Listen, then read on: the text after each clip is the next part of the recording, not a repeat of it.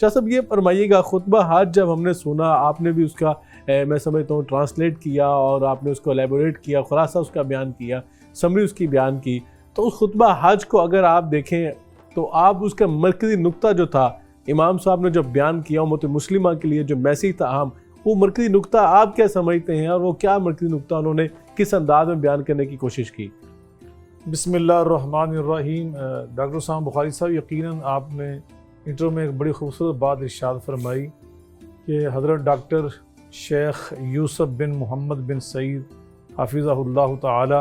جن کو اللہ تعالیٰ نے اس سال یعنی سن 2023 کا جو خطبہ حج ہے اس کے لیے منتخب فرمایا اور ان کو یہ سعادت اور شرف بخشا۔ آپ یقیناً ایک بہت بڑے استاد ہیں، بہت بڑے عالم دین ہیں، اور جو بڑی علماء کی وہاں کمیٹی ہے، جیسے پاکستان میں اسلامی نظریاتی کونسل ہے، اس طرح وہاں پر حیدر کبار العلماء ایک بڑی کمیٹی ہے بڑے علماء کی، اس کے بھی وہ ممبر ہیں۔ تو جتنے بھی وہاں پر بڑے جو علمی فورم ہیں ان کے ساتھ بھی ان کا تعلق ہے، بلکہ اس کے وہ رکن ہیں سب کے جی۔ تو اللہ نے ان کا انتخاب کیا اور انہوں نے نبی کریم رؤوف الرحیم صلی اللہ علیہ وسلم کا جو خطبہ تھا حج کے بارے میں، حج کے موقع پر، اس سے ہی انہوں نے بنیادی طور پر ان نکات کا انتخاب کیا جی، اور ان کے جو خطبہ تھا وہ 10 نکات پر بنیادی طور پر مشتمل تھا،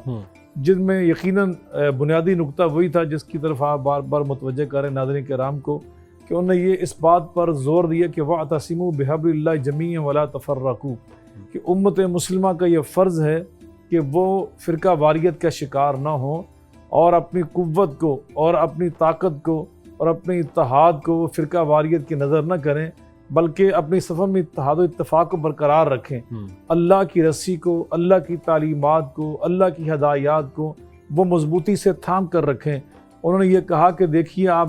دیکھ رہے ہیں کہ مختلف ممالک کے لوگ ہیں، مختلف ثقافتوں سے تعلق رکھنے والے ہیں،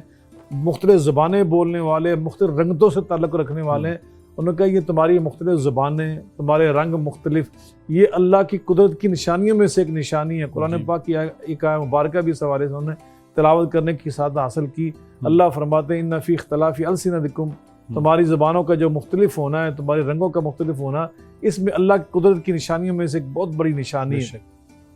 مگر انہوں نے کہا کہ یہاں جب پہنچتے ہیں تو سب کا یونیفارم ایک جیسا ہو جاتا ہے، 2 عنصری چادریں احرام کی، اور سب کا تلبیہ بھی ایک ہو جاتا ہے، لبیک اللہم لبیک، یا اللہ ہم حاضر ہیں، تیری بارگاہ میں حاضر ہیں، یہ کہتے ہوئے کہ تیرا کوئی شریک نہیں ہے، حمد کے لائق بھی تو ہے، بادشاہی بھی تیری ہے، نعمتیں بھی تو عطا کرنے والا ہے، یا اللہ ہم تیری بارگاہ میں حاضر ہیں۔ تو کہتے ہیں یہ تلبیہ بھی ایک، اور نمازیں پھر ہم متحد ہو کر، مجتمع ہو کر ایک امام کی اقتداء میں، اور پھر اسی سے خطبہ بھی سنتے ہیں۔ عرفات میں ہم نماز ظہر، نماز عصر جمع کر کے پڑھتے ہیں، اور نماز مغرب اور نماز عشاء مزدلفہ میں جا کے پڑھتے ہیں، اور سارے باجماعت پڑھتے ہیں۔ تو یہ ساری چیزیں جو ہیں حج بیت اللہ کے موقع پر یہ ہمیں اس بات کا سبق دیتی ہیں کہ وہ ہم متحد رہیں، ہم 12 مہینے اپنے اپنے وطنوں میں جا کر، اپنے اپنے گھروں میں واپس جا کر بھی اتحاد کی اس فضا کو برقرار رکھے۔ تو یقیناً اس پہ انہوں نے بہت زور دیا، اور اس کے بعد انہوں نے اس بات پر بہت زور دیا کہ بحیثیت ایک مسلمان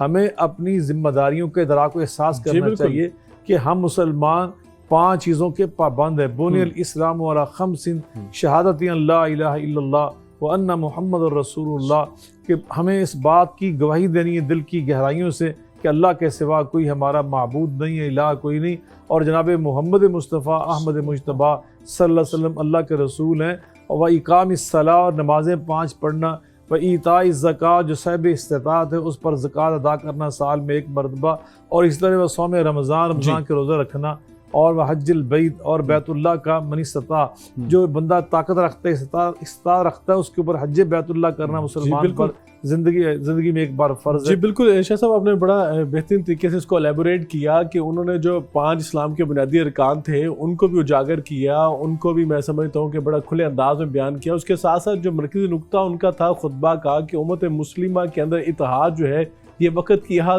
ضرورت ہے، اور اللہ رب العزت کا پیغام بھی ہے۔ اللہ رب العزت نے فرمایا کہ ان هذه امتکم امۃ واحدہ، یہ امت واحدہ جو ہے اللہ تعالیٰ نے آپ کو بنایا ہے۔ لیکن